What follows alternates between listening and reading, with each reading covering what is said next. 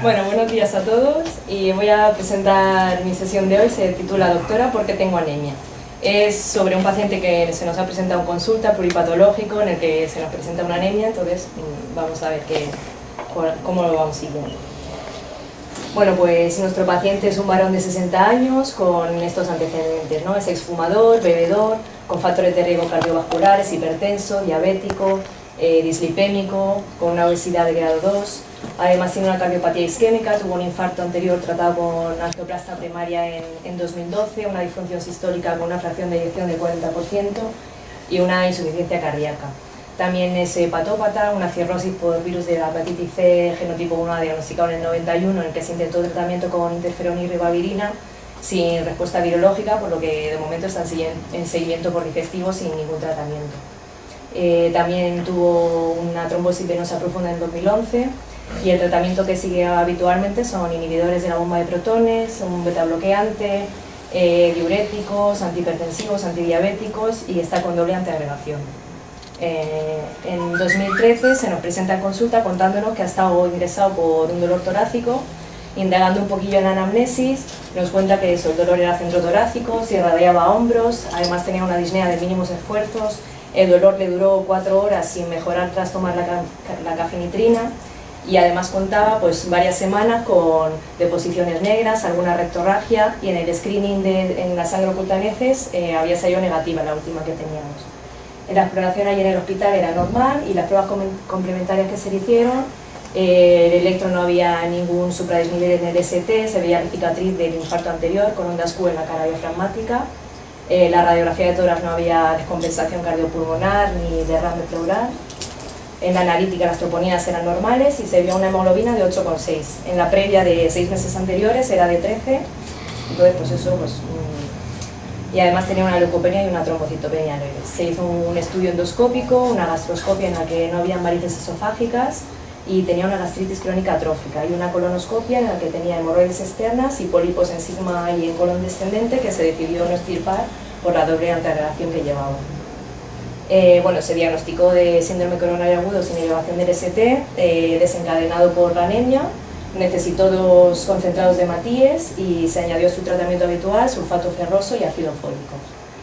Bueno, en cuanto a la evolución, desde el 2013 hasta ahora, el paciente cada vez que venía a consulta nos iba contando un poquillo los síntomas que iba teniendo, pues presentó en ocasiones astenia, el dolor torácico tipo anginoso por el que ingresó, contracturas y debilidad de miembros inferiores, fragilidad de las uñas, queilitis angular, rectorragias, melenas, epistasis ocasionales, todos síntomas así inespecíficos pero que podemos asociar a la anemia.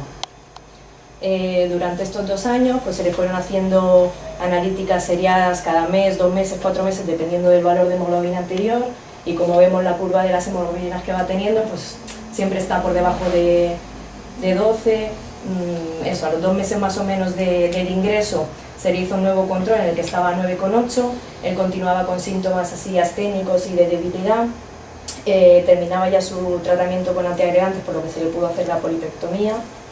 Y bueno, fuimos siguiendo haciéndole las analíticas seriadas. En diciembre de ese mismo año conseguimos una hemoglobina de 12,7 y decidimos posponer la siguiente analítica a los 4 meses. En abril de 2014 la hemoglobina la tenía 7,8, además de eso tenía un empeoramiento de la sintomatología y se veía una pancictopenia generalizada en el hemograma, por lo que decidimos derivarlo a hematología para estudiar un poquito esa pancitopenia. Hicieron un estudio ecográfico en el que se veía pues, signos de hipertensión portal, la esplenomegalia, lo relacionaron todo a su hepatopatía crónica. Bueno, seguimos haciendo controles, hemoglobinas de 9, 9,5. En julio de este año vuelve a tener una reagudización de su anemia con una hemoglobina de 6,9, que requirió transfusión urgente en urgencias de 2 concentrados. Y al mes se le volvió a repetir y seguía con una anemia de 7,8, nos llaman de laboratorio aquí al centro de salud para que contactemos con el paciente para ver qué hacemos con ese valor de hemoglobina. Nos ponemos en contacto con él y bueno, él se encontraba bien, asintomático, y tenía cita con el digestivo a los 2 días, así que decidió que no era necesario ir a urgencias en ese momento. Bueno, entrando un poquillo en materia de la anemia, los criterios diagnósticos, según la OMS, pues la hemoglobina tiene que estar por debajo de 13 en el varón adulto, por debajo de 12 en la mujer adulta y por debajo de 10,5-11 en embarazadas. También se considera anemia cuando se produce un descenso brusco de 2 puntos de la cifra de hemoglobina, aunque esté dentro de los rangos límites o sea, en los rangos normales de edad, por edad y sexo.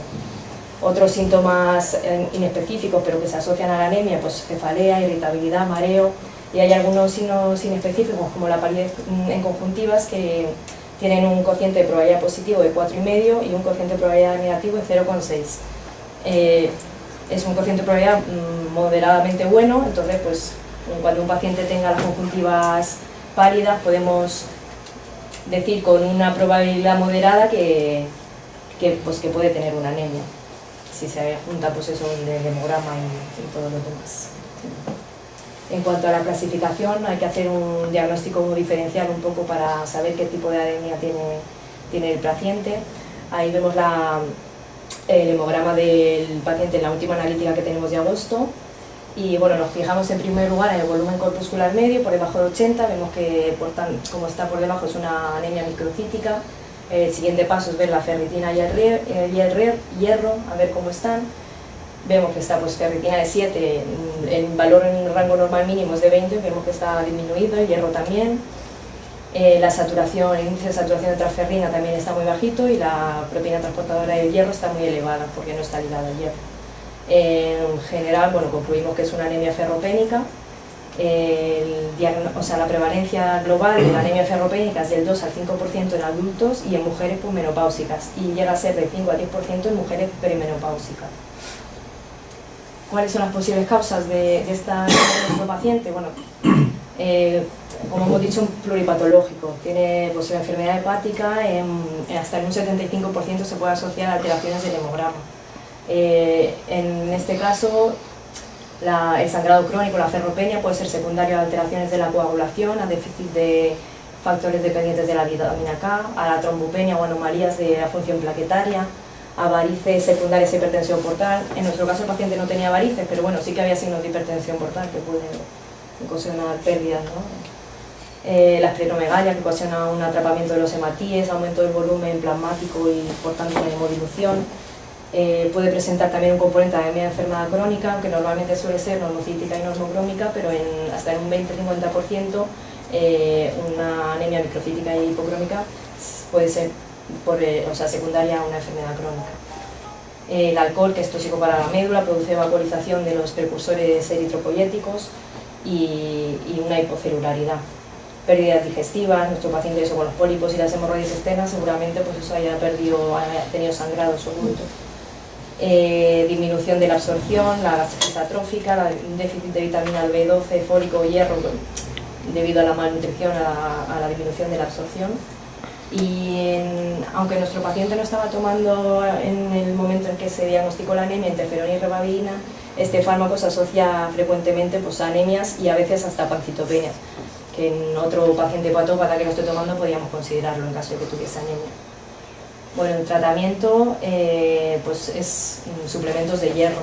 Con la alimentación no es suficiente, una alimentación rica en hierro no es suficiente como para tratar una anemia, por lo que hay que dar dosis de sulfato ferroso de 100 a 200 miligramos. Se puede dar una dosificación progresiva para evitar la intolerancia digestiva. Hay que avisar al paciente de que las heces las va a tener más oscuras para que no se asusten.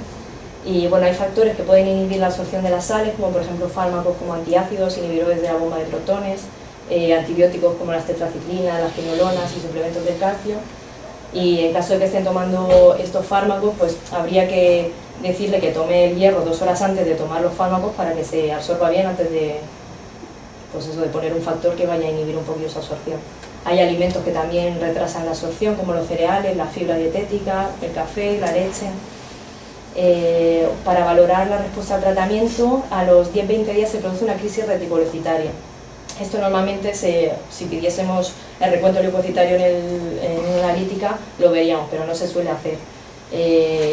Y luego, al mes o así, que en las analíticas de controles, el incremento de la hemoglobina tiene que ser de 1,5-2 para considerar que se está respondiendo al tratamiento. A los 4 meses la hemoglobina se tiene que haber normalizado. Y aún así, la ferroterapia se debe mantener al menos 3-6 meses más para represionar los depósitos, aunque no hay evidencia de que sea así. O sea, cuanto al hierro intravenoso, es de uso hospitalario normalmente, aunque bueno, una enfermera preparada lo podría hacer en el centro de salud. Tenemos algún paciente aquí que viene simplemente a hacer su ferroterapia de vez en cuando, intravenosa. La respuesta es más rápida, la respuesta eritropoyética y más prolongada que si la administración de hierro por vía oral.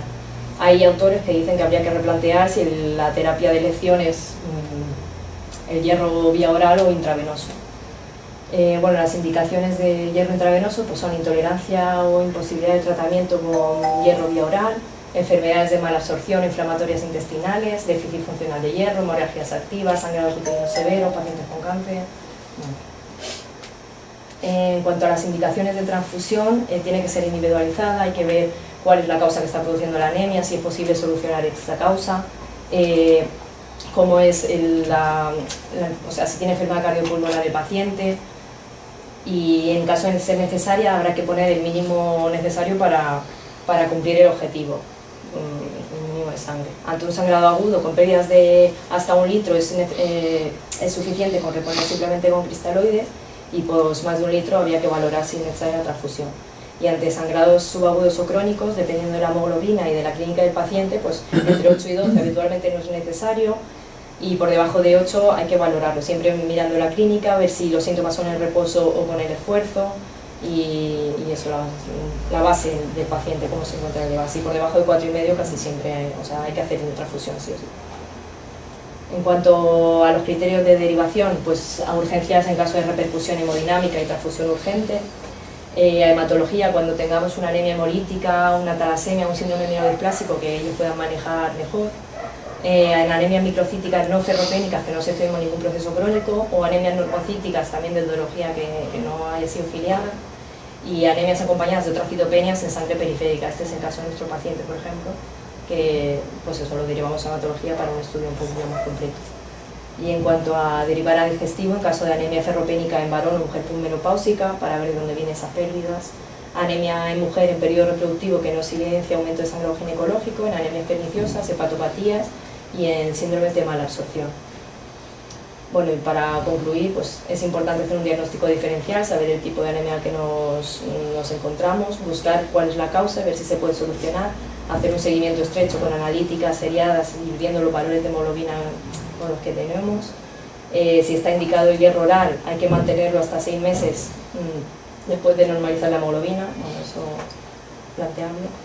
Y siempre individualizar la indicación de transfusión, y pues que el manejo tiene que ser multidisciplinar, pues en conexión con el laboratorio, con otros servicios en caso de ser necesario, y poco más. Este es un paciente un poquillo complicado, muy pluripatológico, en el que pues la anemia viene un poco eso, multicausal, ¿no?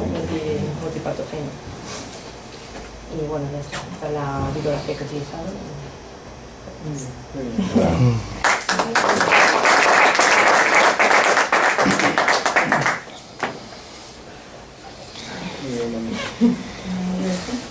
¿Qué le contestasteis al paciente? La sesión se llama ¿por qué tengo anemia? ¿Qué le dijisteis?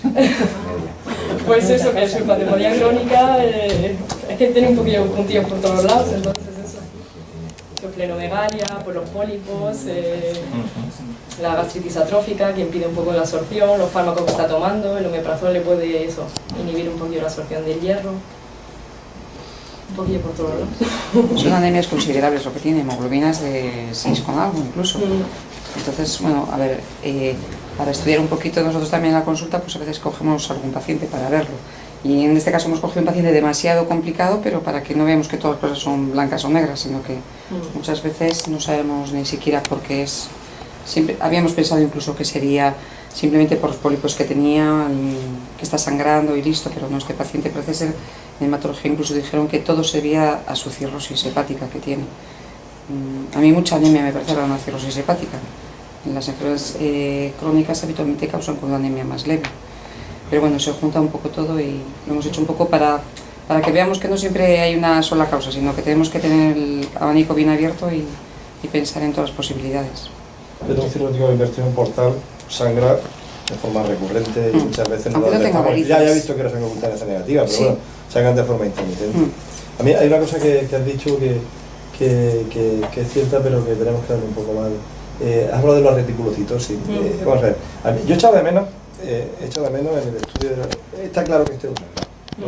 Pero muchas veces cuando no nos cuadra la anemia, a mí me gusta hacer un estudio global básico. Por ejemplo, los reticulocitos son básicos. Son básicos porque nos indican, bueno, por supuesto tienes que orientarte con el volumen, hemoglobina, etc. Pero son básicos porque te indican cómo está trabajando la médula.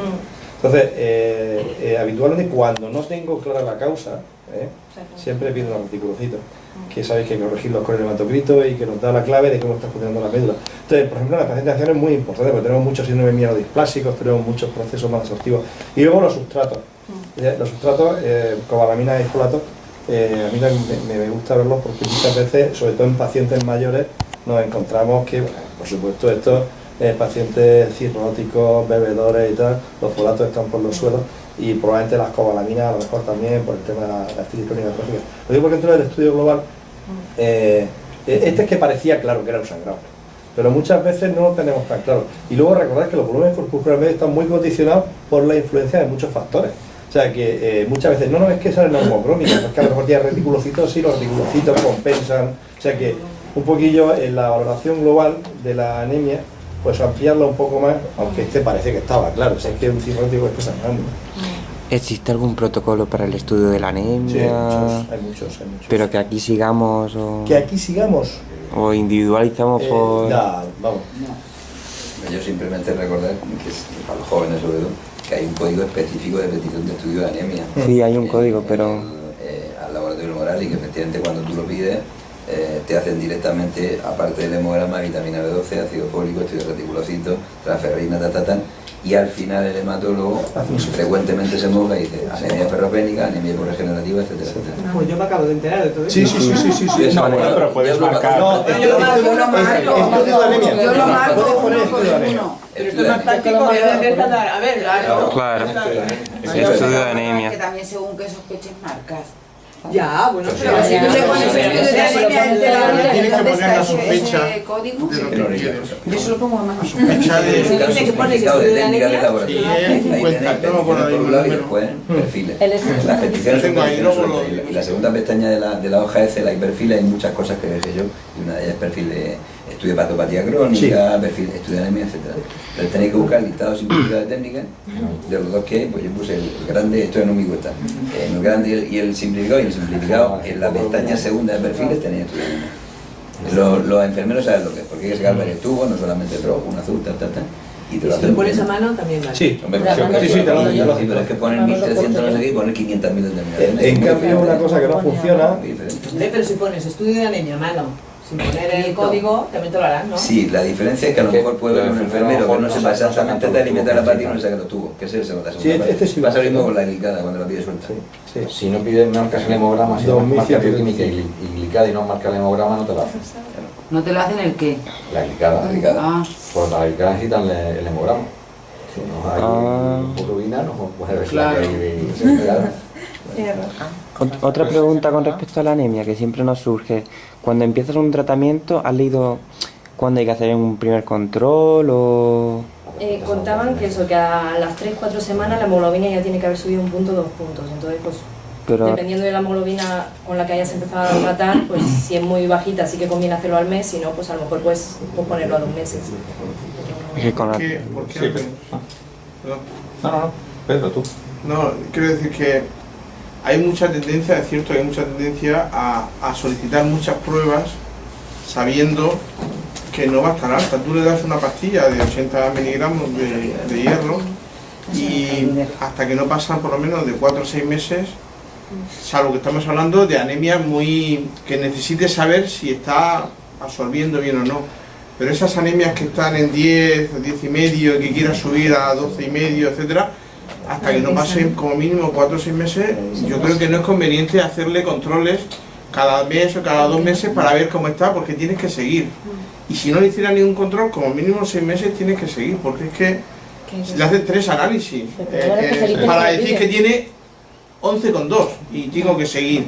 respuesta. Es decir, yo creo que la pauta... Ahora con la electrónica para 3 meses y ya. Pero el especialista sí te lo pide, yo a veces me he obligado. ¿Especialista de dónde? ¿De qué? Hematólogo, porque me dice que cada mes y medio se da... El hematólogo cuando tenga una patología hematológica grave de lo que sea y que ellos quieran estudiar, pero el hematólogo a mí jamás me ha dicho que le pida una... Sí, sí, hacen eso. Los profesores de hematología le hacen, seriadas. Sí, hacen seriadas en la manda. No, yo estoy hablando de las anemias que tenemos, que son el 80 o 90%. Tú estás hablando de una anemia que está en 7, que le han hecho una transfusión, y eso son otra indicación para ver si está absorbiendo, a qué nivel tiene, etc. Pero las que nosotros vemos son las de 10, 11, y a esas no le tenemos que pedir al mes en la analítica, tenemos que esperar. Es lo que yo... Totalmente de acuerdo. Yo quería decir 2 o 3 cosas. Una de esas, insistir en eso.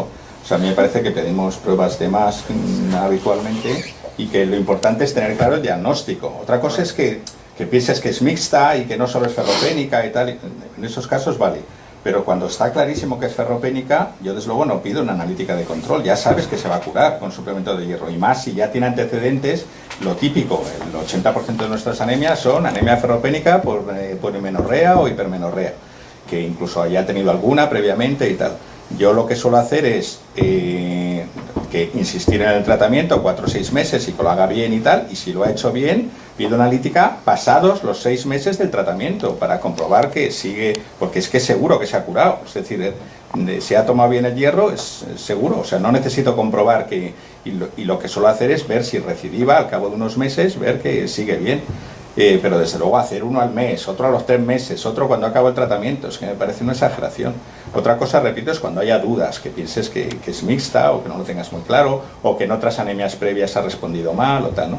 Luego, otra cosa para los residentes, sobre todo los R1, un error típico que se sigue cometiendo, yo confío que en este centro no, pero que es muy frecuente, es tratar los rasgos talasémicos o talasémicas menor como ferropénicas. Y todavía hay personas que dicen, uy, yo siempre he tenido anemia y siempre he estado tomando hierro y tal y cual. Y ves que es un rasgo talasémico, que simplemente la ferritina está normal y se ha pasado años tomando hierro. Eso todavía sigue ocurriendo, entonces no nos olvidemos del rasgo talasémico.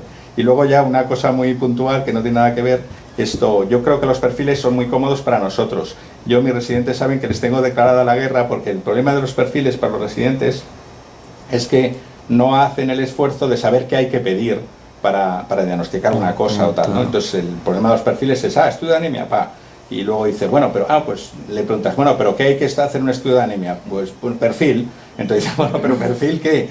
Entonces yo en general a los residentes les suelo decir que concreten cada cosa que necesiten, porque eso obliga a saber qué cosas hay que pedir concretamente, no solo eso, los perfiles, aunque por supuesto son comodísimos y a veces coges y aunque lo sabes se te olvida poner una crucecita y dices, anda, ¿cómo no puse la crucecita aquí? Eso es verdad, ¿no? Pero en el caso de los R1 yo creo que es muy bueno que recuerden que para el estudio de una anemia hay que ver la ferritina, ácido fólico, B12, reticulocitos, etcétera, que es bueno que hagan ese esfuerzo de recordar. Y que después ya pongan el también. Exactamente. Yo respecto a lo que respecto a lo que decíais del tema de la solicitud analítica, la verdad que cada uno hace como una cosa, eso está claro. Yo hago lo contrario, yo lo que no hago es pedir un control a los 6 meses, pero si la anemia es razonable, yo sí que le pido un control al mes y medio, 2 meses, y si veo que ya hay respuesta, ya completo el tratamiento y no le pido nada más. Pero generalmente un control... Aunque todavía no se haya curado del todo. O sea, sí. Yo veo que hay respuesta farmacológica. Vale. Sobre todo en las anemias que me plantean dudas. Muchas anemias no están tan claras que son ferropénicas. Estas cositas que te encuentras con 10,8, 10,9, un pluripatológico, que no encuentras sangrado y le tratas con hierro por una cuestión meramente teórica, ¿no? Entonces, si realmente hay respuesta al tratamiento a corto plazo, me obvio totalmente el control analítico a los 6 meses. Pero ahí el problema está en que si no encuentran la causa, ahí el problema es darle tratamiento, ¿no? Yo ahí sí que... yo creo... Sí, si tiene una ferritina... Si lo tengo claro lo que es, pero si no lo tengo claro no le pongo hierro. Porque busco por qué. Vamos a ver, enfermo... si ya sé que tú lo haces. Enfermo pluripatológico que efectivamente tiene un hemograma con una ferritina algo baja. Estoy hablando de enfermos que claramente tiene un componente ferropénico, pero que muchas veces no es solamente eso.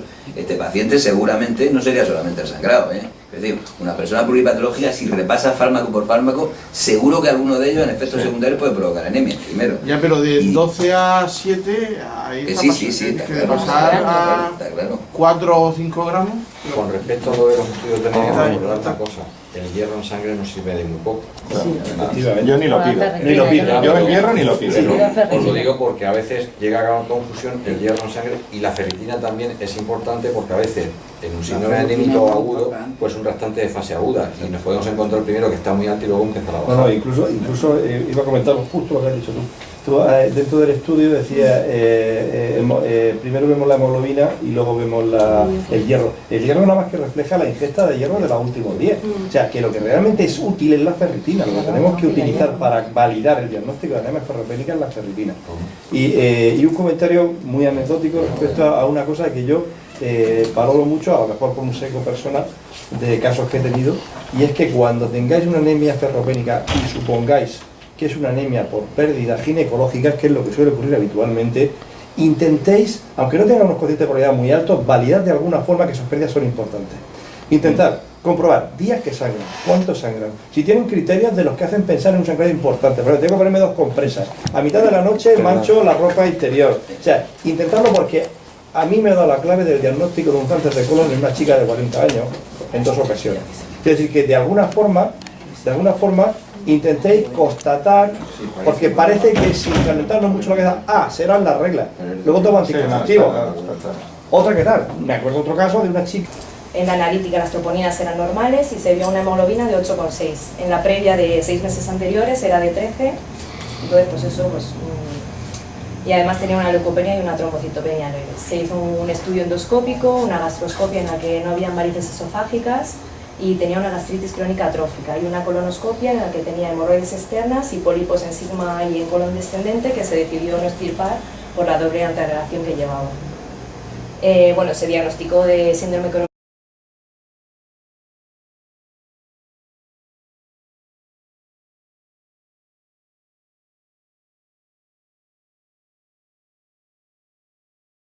Bueno, buenos días a todos y voy a presentar mi sesión de hoy. Se titula Doctora, ¿por qué tengo anemia?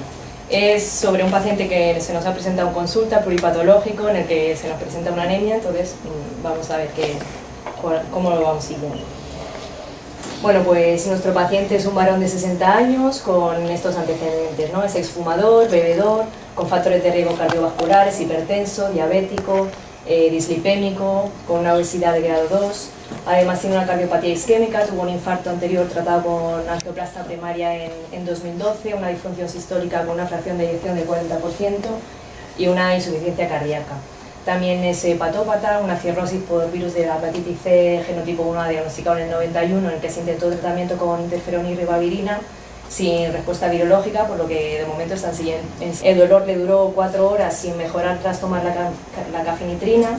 Y además contaba pues varias semanas con deposiciones negras, alguna rectorragia, y en el screening en la sangre oculta en heces había salido negativa, la última que teníamos. La exploración allí en el hospital era normal y las pruebas complementarias que se le hicieron, el electro no había ningún supradesnivel en el ST, se veía la cicatriz del infarto anterior con ondas Q en la cara diafragmática, la radiografía de tórax no había descompensación cardiopulmonar ni derrame pleural, seguimiento por digestivo sin ningún tratamiento. También tuvo una trombosis venosa profunda en 2011 y el tratamiento que sigue habitualmente son inhibidores de la bomba de protones, un betabloqueante, diuréticos, antihipertensivos, antidiabéticos y está con doble antiagregación. En 2013 se nos presenta en consulta contándonos que ha estado ingresado por un dolor torácico. Indagando un poquillo en la anamnesis, nos cuenta que el dolor era centrotorácico, se irradiaba a hombros, además tenía una disnea de mínimos esfuerzos